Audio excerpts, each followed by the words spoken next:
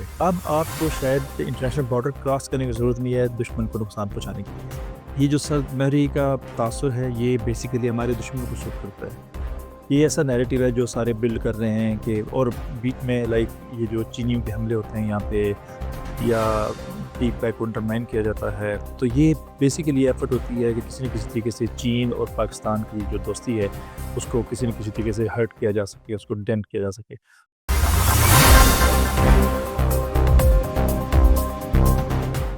बिस्मिल्लाहिर्रहमानिर्रहीम। Welcome in the math show with IK। आज हम ISSI में आए हैं और आज हमारे गेस्ट हैं डॉक्टर तलत शबीर साहब, डायरेक्टर हैं China Pakistan study centre Islamabad.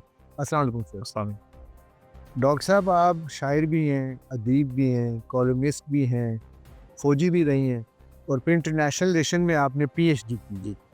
पहले इसके बारे में थोड़ा हमें बताएं। जी, ये तो बस अल्लाह ताला का करम है कि आप जो है अपनी ज़िंदगी में कुछ ऐसी चीज़ें आप ऑब्जेक्टिव अपना बनाएँ और आप तय कर लें। तो मैं समझता हूँ कि मैंने जो भी किया, जो भी मैं कामयाबी हासिल कर सका हूँ, मेरे अल्लाह ताला का खुशी करम और मेरे माँ-बाप की दुआ मेरे साथ है कि मैं ये कर सका हूँ। माशाल्लाह जी, डॉक्टर साहब की जो ज़िंदगी है फुल वेरिएशन के साथ इन्होंने अपनी ज़िंदगी गुजारी और माशाल्लाह अब ISSI में एज ए डायरेक्टर खिदमात दे रहे हैं। अच्छा डॉक्टर साहब, आते हैं अपने मौजू पे। ये तो आपका इंट्रोडक्शन हो गया। CPEC, इस वक्त CPEC की भी हम बात करेंगे। सबसे पहले हम आते हैं पाकिस्तान और चाइना के जो इस वक्त रिलेशन है। अगर अवाम की तरफ देखा जाए तो अवाम कहते हैं कि ये सर्द मोहरी का शिकार है। आपकी इस पे क्या इंटेक है? देखिए, अगर आप बस ये इंटरनेशनल रिलेशन स्टूडेंट के, मेरा ये ख़्याल है कि रीसेंट हिस्ट्री में अगर कोई एक रिलेशनशिप दो मुल्कों का इतना ज़्यादा अच्छा और स्ट्रॉन्ग रहा है तो वो पाकिस्तान और चाइना का रिलेशनशिप। हम जिस खित्ते में हैं यहाँ पे बहुत टर्बुलेंस है, यहाँ पे पूरी दुनिया की सारी ताकतों की नज़र भी रही खित्ते में, कोल्ड वॉर का हम मरकज़ थे, बहुत सारे रीजनल और ग्लोबल हालात रहे, उसके बावजूद ये जो हमारा रिलेशनशिप चाइना के साथ है ये मजबूत से मजबूत तर हुआ। शुरू में जब 50s में हमारी उनसे डिप्लोमेटिक ताल्लुकात कायम हुए तो ये रिलेशनशिप पॉलिटिकल नेचर का था। फिर ये 60 और 70 की दिहाई में ये रिलेशनशिप डिफेंस और स्ट्रेटेजिक भी हुआ और अभी इस वक्त CPEC की वजह से हमारा जो रिलेशनशिप है वो इकोनॉमी और ट्रेड और कनेक्टिविटी उसमें बहुत ज़्यादा आ गई। लेकिन मेरे ख्याल में अगर कोई एक मुल्क के साथ हम कंप्रेहेंसिव रिलेशनशिप है हमारा तो चीन है। तो देखिए, ये जो सरमहरी का तासुर है ये बेसिकली हमारे दुश्मनों को सूट करता है। ये ऐसा नैरेटिव है जो सारे बिल्ड कर रहे हैं कि और बीच में लाइक ये जो चीनियों के हमले होते हैं यहाँ पे या टी पैक को अंडरमाइन किया जाता है, तो ये बेसिकली एफर्ट होती है कि किसी न किसी तरीके से चीन और पाकिस्तान की जो दोस्ती है उसको किसी न किसी तरीके से हर्ट किया जा सके, उसको डेंट किया जा सके। लेकिन ऐसा हुआ नहीं। चीन भी बहुत उन्होंने वो उनके पास विज़डम है, 2-3 हज़ार साल पुरानी विज़डम के मालिक हैं वो लोग। वो जानते हैं कि डेवलपिंग कंट्रीज़ के, पुअर कंट्रीज़ के मसाइल होते हैं, उनकी वल्नरेबिलिटीज़ होती हैं। तो मेरा ख़्याल है कि जो मुझे समझ है पाकिस्तान चाइना रिलेशन की कोई किसी किस्म की सरमहरी का शिकार नहीं है। CPEC जैसे मैंने बात की, देखिए CPEC भी लोग फिर ये कहते हैं जी CPEC चल रहा है, नहीं चल रहा और रुक गया। बिल्कुल कतई ऐसी बात नहीं है। हाँ, देखिए CPEC को पिछले 3 सालों में अगर आप देखें या अगर 5 सालों तक चले जाएँ, 10 साल चूँकि उसको हो गए हैं, तो कोविड बीच में आता है, फिर इकोनॉमिक रिसेशन है। इकोनॉमिक रिसेशन सिर्फ पाकिस्तान में नहीं, ये ग्लोबल रिसेशन। Global recession. तो उसके जो इम्पैक्ट हैं वो CPEC पे भी ज़्यादा आने थे। लेकिन मेरा ये ख़्याल है कि जो ऑब्जेक्टिव्स हमने फ़ेज़ 1 के रखे हुए थे, उसमें से 80% जो ऑब्जेक्टिव्स हैं वो पूरे हो चुके हैं, बाकियों पे काम हो रहा है। और सबसे बड़ी बात ये है कि अगर आपको ये लगता है कि ये स्लो हुआ, लेकिन दोनों ममालिक की जो लीडरशिप है, वो इस बात पे मुत्तफ़िक हैं और उनका इस पे कोई दो राय ठीक है, मुत्तफ़िक है कि इसमें क्वेश्चन भी ऐड कर लेते हैं हम डॉक्टर साहब। ठीक है, हमारे क्वेश्चन भी बीच में हमने ऐड करने हैं कि पाक चीन दोस्ती की तो मिसालें दुनिया में दी जाती हैं।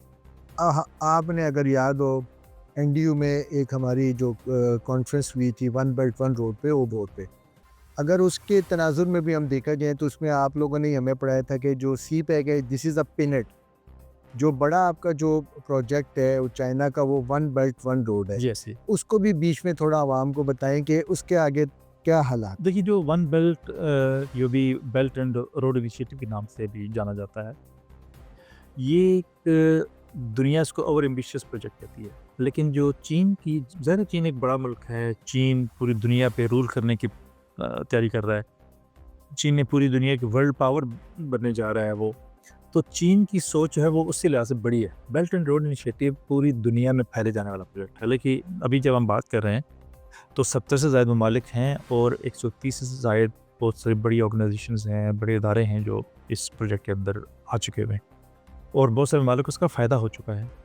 देखिए ये चीन की बहुत बड़ी कामयाबी है कि चीन अपने इन्वेस्टमेंट के थ्रू, अपनी कनेक्टिविटी, ट्रेड, बिज़नेस, कल्चर के थ्रू पूरी दुनिया में बड़ी तेज़ी से फैल रहा है। तो बेल्ट एंड रोड इनिशिएटिव एक पूरा होलसम कॉन्सेप्ट है। अभी जैसे उनके 4 मुख्तलिफ उनकी जो इनिशिएटिव्स हैं प्रेसिडेंट शी जिनपिंग के, वो सारे इस बात पे फोकस करते हैं कि चीन ने अभी कल्चरल सतह पे, सिक्योरिटी की सतह पे, डेवलपमेंट की सतह पे अपना किरदार अदा करना है। तो वो चीन जो है उस बड़े फ्रेम ऑफ माइंड में चल रहा है और डेफिनेटली सी पैक उसका एक हिस्सा है, जो कि चीन इसको बहुत इंपॉर्टेंट समझता है क्योंकि ये पहला ऐसा कॉरिडोर है जिस पे उन्होंने उम्मीदें लगाई हैं कि ये मुकम्मल होगा तो फिर हमारा जो बेल्ट एंड रोड इनिशिएटिव वो भी कामयाब होगा। जी डॉक्टर साहब। अच्छा, ज़ाहिर-सी बात है कि हमारे पड़ोसी मुल्क को तो बहुत तकलीफ़ है, जी। सी-पैक से भी और चाइना से भी।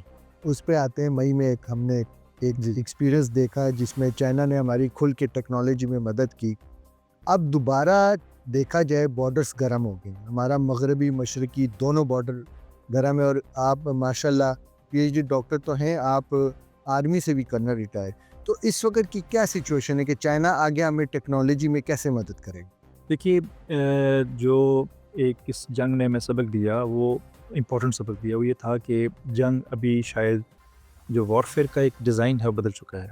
वॉरफेयर की जो अप्रोच है वो बदल चुकी है और टेक्नोलॉजी का उसमें बहुत किरदार है। अब हैरत अंगेज़ तौर पे जब आप लोगों को एक्चुअल जो ग्राउंड पे ये हमारी स्कर्मिश में हुआ, जब बताया जाता है कि आपके जो जंगी जहाज़ थे उन्होंने बॉर्डर ही क्रॉस नहीं किया, फिर भी जंग हुई। तो ये लोग जो आर्म्ड फोर्सेस ताल्लुक नहीं है, उनके लिए बड़ी हैरानकुन बात है। ये कैसे हो सकता है आपने बॉर्डर भी क्रॉस नहीं किया और जंग भी हो गई?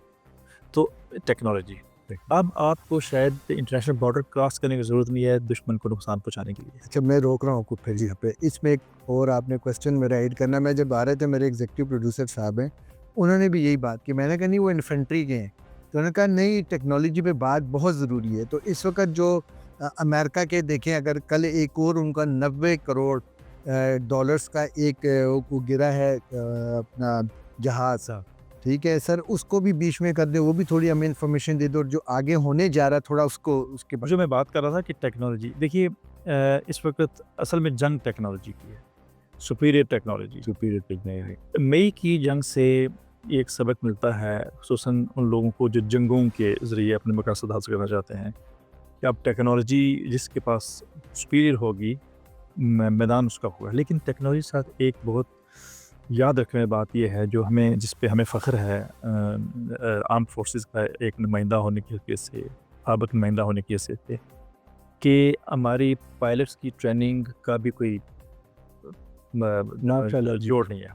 हाईली क्वालिफाइड क्योंकि मशीन को इस्तेमाल और रन करना है किसी इंसान ने। किसी तो हमारे पास जो सुपीरियर क्वालिटी के इंसान हैं जो पायलट में बैठते हैं कॉकपिट में, उन्होंने कोई शुबा नहीं है बहुत कमाल किया और दिलेरी का सबूत दिया और हमें हमारे सर फ़ख्र पे बुलंद किया। बेशक टेक्नोलॉजी बहुत ज़रूरी है।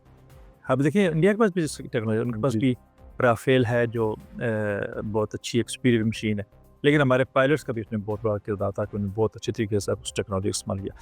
चीनी टेक्नोलॉजी डेफिनेटली हम कहेंगे कि चीन ने, चूँकि टेक्नोलॉजी में भी और आर्म फोर्सेस की जो हमारे मिनिशन फैक्ट्रीज़ हैं, एमिनिशन है और बाकी जो हमारे मामलात हैं उसमें काफ़ी हमारा कोलैबोरेशन है चीन के साथ। तो डेफिनेटली हमें चीन का भी शुक्रगुज़ार होना चाहिए कि उन्होंने मैंने टेक्नोलॉजी एक्सचेंज की हमसे। लेकिन साथ साथ जो है हमारे आर्म फोर्सेस की सुपीरियर क्वालिटी भी बहुत अच्छा डॉक्टर साहब, अगर देखा जाए इस वक्त मगरबी बॉर्डर की तो सिचुएशन है ही, लेकिन हमने अभी मशरकी बॉर्डर की बात कर रहे हैं। अब देखा जाए तो इंडिया के साथ अगर देखा जाए, अमेरिका का भी उनके साथ एक डिफेंस एग्रीमेंट हो गया है और इसराइल तो थ्रू आउट उनकी मदद कर रहा है। तो आप क्या कहते हैं कि कैसे वो हमें इफ़ेक्ट कर सकते हैं इस वक्त? देखिए ये जो दफ़ाई मुआहदा इंडिया के साथ हुआ, फिर उससे पहले चूँकि हमारे साथ स्कैमिश हो चुकी हुई थी इंडिया की। देखिए मुआहदा तो ये अभी कोई नई बात नहीं है।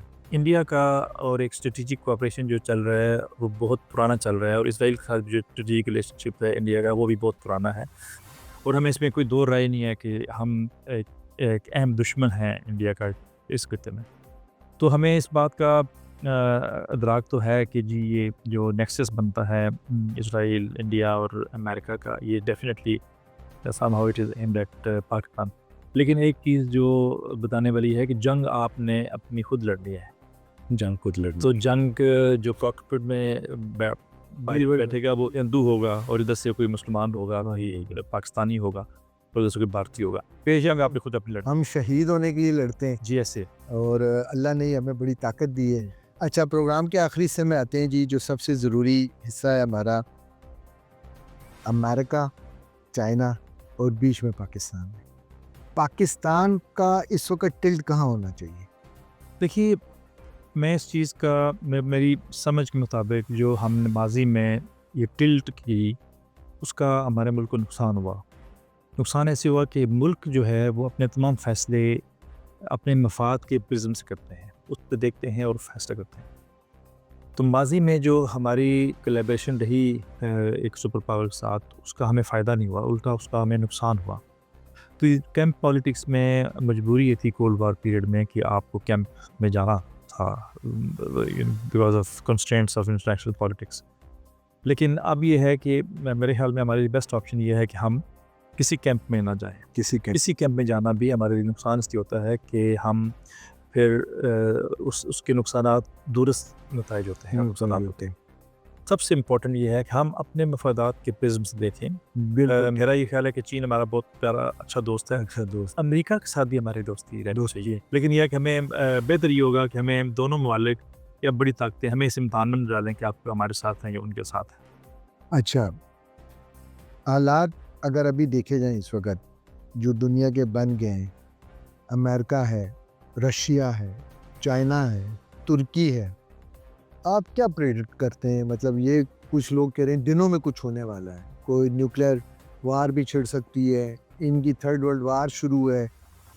इस वक्त इसराइल भी तैयार है ईरान के ऊपर हमला करने के लिए, और माशाल्लाह एज ए आप जो आपकी पीएचडी इंटरनेशनल रिलेशन में, और फिर जो आपके रिलेशन है, और जो फिर आपसे लोग यहाँ पे मिलते हैं, तकरीबन तमाम ममालिक के एम्बेसडर्स के साथ आपकी रसाई है, आप उनके साथ मुलाकात करते हैं, तो इसको आप किस तनाज़र से देखते हैं कि आने वाले दिनों में क्या हालात हो सकते हैं? देखिए, बहुत जल्दी तो कुछ बहुत कोई बड़ा ख़तरनाक काम नहीं होने जा रहा, लेकिन एक बात तो तय होगी कि जिस तरह की पूरी दुनिया में इस वक्त कॉन्फ्लिक्ट चल रहे हैं, मेरे ख्याल में आज के वक्त में पूरी दुनिया जो है वो बहुत सारे कॉन्फ्लिक्ट्स की अक्रॉस ग्लोब के अंदर आ गई है। मुल्कों के कुछ इख्तलाफात हैं, छोटी बड़ी जंगें मुकाबले स्क्रमिशेस हो रही हैं।